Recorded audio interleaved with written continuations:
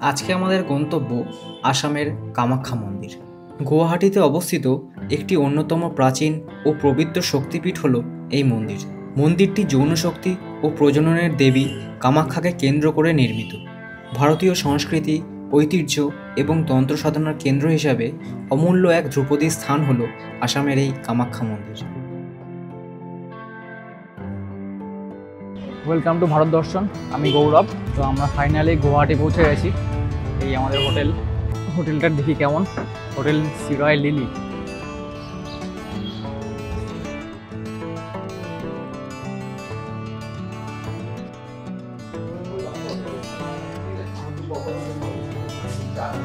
রিসেপশনের এটা বেশ সাজানো গোছানো, বসার জায়গাও আছে। আমাদের এখানে আমাদের জন্য চা রেডি আছে, এখানে দেখা যাক ঢুকে।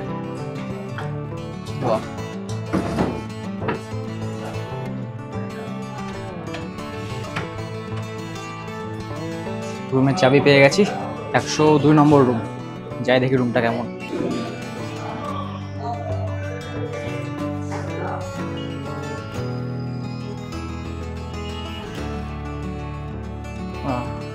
দুটো সেপারেট খাট আছে, দুটো সোফা। বাহ, টিভিও আছে, ওয়ান্ডারফুল। এখান থেকে ভিউ কেমন? রাস্তার ভিউ, মেন রোড, পাহাড় ফাত্রা দেখে।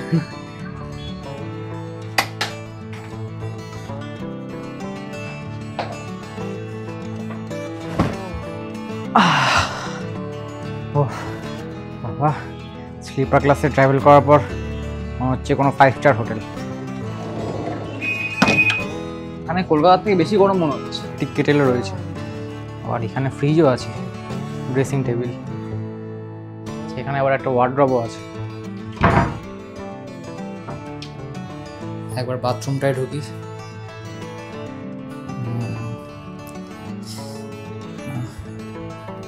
এটাও বেশ পরিষ্কার আছে বাথরুম।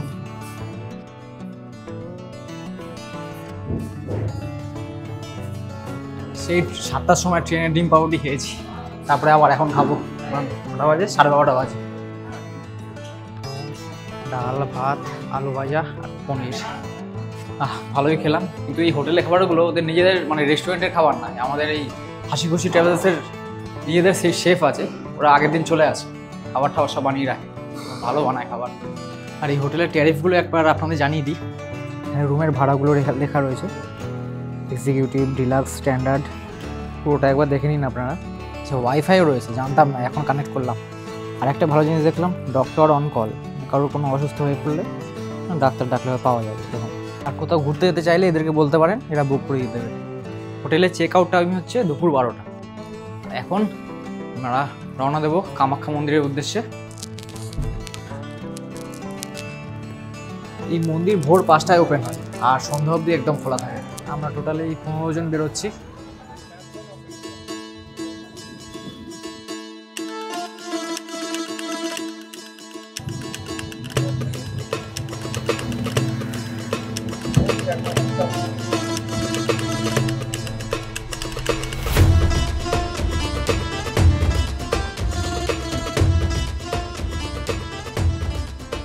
এটাই মনে হয় পার্কিং, সব গাড়ি এখানেই নামাচ্ছে। অটো করে আসলাম, 300 টাকা নিল, পার হেড করলো 100 টাকা করে। 3 জনের বেশি নেবে না, কারণ অটোতে সামনে নিয়ে পাহাড়ে উঠতে অসুবিধা হয় বলছে। প্রচুর পুজোর জিনিসপত্র কেনার দোকান রয়েছে সাইডে প্রচুর।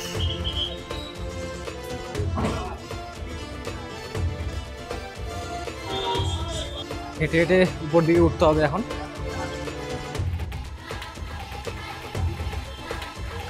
এই মন্দিরটা নীলাচল পাহাড়ের উপর অবস্থিত। প্রচুর পুরনো মন্দির, শোনা যায় 8ম থেকে 9ম শতকে এটা তৈরি হয়েছিল। সম্ভবত এটাই মনে হচ্ছে মন্দিরের গেট। এখানে জুতো খুলতে হবে, জুতো খুলে নিয়েছি। দেখি যাবো এবার। 230 কাটো ঝট করে।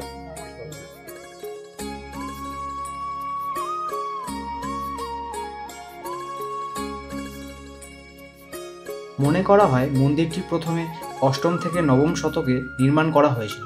মোগলদের আমলে এটি ক্ষতিগ্রস্ত হয়েছিল। পরে 1600 শতকে আহোম রাজা এই মন্দিরটি সংস্কার করেন। আর এই মন্দিরে তন্ত্র সাধনাও করা হয়, প্রচুর তান্ত্রিক দেখতে পাবে আসলে। এটি 51টি শক্তিপীঠের মধ্যে অন্যতম, যেখানে দেবী সতীর যোনি পড়েছিল বলে মনে করা হয়। কামাখ্যা মন্দিরের উল্লেখ বিভিন্ন প্রাচীন শাস্ত্রে যেমন মহাভারত ও পুরাণে পাওয়া যায়। কামাখ্যা মন্দির তন্ত্র সাধনার অন্যতম প্রধান কেন্দ্র। এখানে দেবীকে তন্ত্রময়ী শক্তিরূপে পুজো করা হয়। মন্দিরটি অষ্টকোণাকার আকৃতিতে তৈরি। এর গম্বুজটি মন্দিরের বিশেষ আকর্ষণ।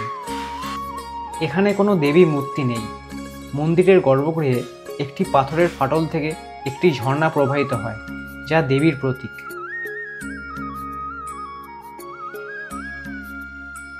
আর এদিকে হচ্ছে ভিআইপি লাইন। ভোর 5টা থেকে কিন্তু এই লাইনের টিকিট দেওয়া শুরু হয়ে যায়। বললো 4 ঘন্টা লাগবে ভিআইপি লাইন দিয়ে ঢুকতে।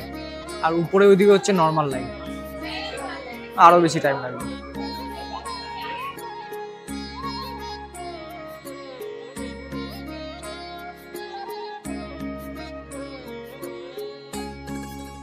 এখানে এখনও পশু বলির প্রচলন আছে। কামাখ্যা মন্দিরে কোনো গৌরী বা পরম পুরুষ নেই। এটি কেবলমাত্র শক্তির পূজার স্থান। মন্দিরে মেনস্ট্রুয়াল ব্লাডের সঙ্গে দেবী কামাখ্যার সংযোগ পুরাণ এবং তন্ত্রশাস্ত্রে গুরুত্বপূর্ণ।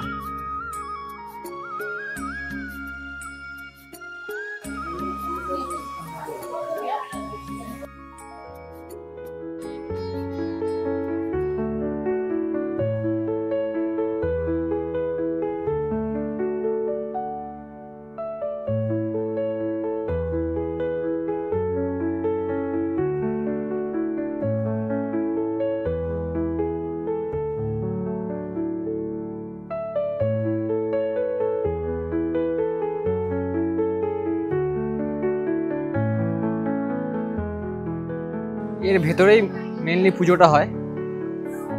পুজো দিতে না পারলেও মন্দিরটা চারিদিকে ঘুরে দেখতে পারেন। আমি যেভাবে দেখলাম, আমাদের গ্রুপের লোকজন সবার পুজো দেওয়া হয়ে গেছে, ওখানে বসে আছে।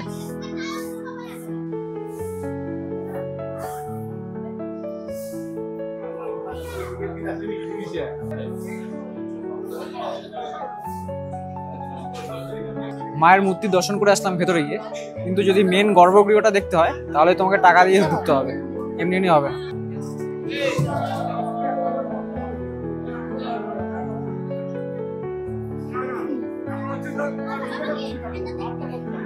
মূল মন্দিরের পাশাপাশি এখানে 10টি ছোট মন্দির রয়েছে, যেখানে অন্যান্য দেবদেবীর পুজো করা হয়। কামাখ্যা মন্দিরের সবচেয়ে বিখ্যাত উৎসব হলো অম্বুবাচী মেলা। এটি জুন মাসে হয়, যখন দেবী কামাখ্যা 3 দিন ধরে ঋতুবতী হন বলে বিশ্বাস করা হয়। এই সময় মন্দির বন্ধ থাকে এবং পরে এটি খুলে দেওয়া হয়। অনেকক্ষণ হয়ে গেল, এবার মন্দির থেকে বেরোনোর পালা। যেখান দিয়ে ঢুকেছিলাম সেখান থেকেই এক্সিট। এখানকার ভিআইপি টিকিটের মূল্য 500 টাকা প্রতিজন। এই টিকিট চাইলে আপনাকে ভোর 5টায় এসে লাইনে দাঁড়াতে হবে। এছাড়াও মা কামাখ্যা.org ওয়েবসাইট থেকে আপনারা 8 দিন আগে এই টিকিট সংগ্রহ করতে পারেন। আর এইভাবেই আপনারা মন্দিরের মূল গর্ভগৃহ দর্শন করতে পারেন। জুতোও নিয়ে নিয়েছি, আর আবার অটো ধরে বাড়ি যেতে হবে, মানে হোটেল যেতে হবে। এই বাসগুলোও যায়, আসাম গভর্নমেন্টের বাস।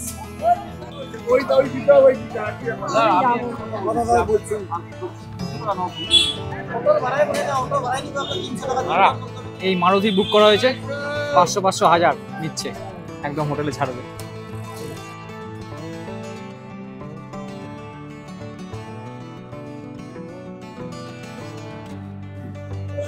সবাই ফিরে আসলাম হোটেলে। ঘড়িতে এখন 5:30, আর এটাই বেরিয়েছিলাম। 3 ঘন্টা লাগলো, বেশিক্ষণ টাইম লাগেনি।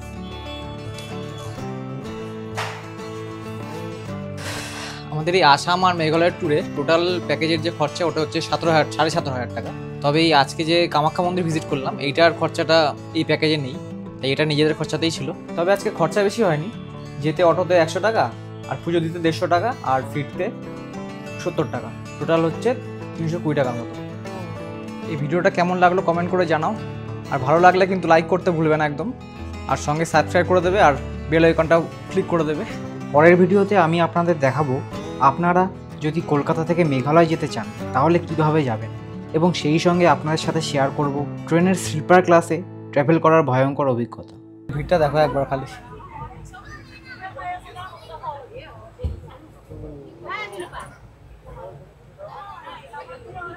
এই হচ্ছে স্লিপার ক্লাস।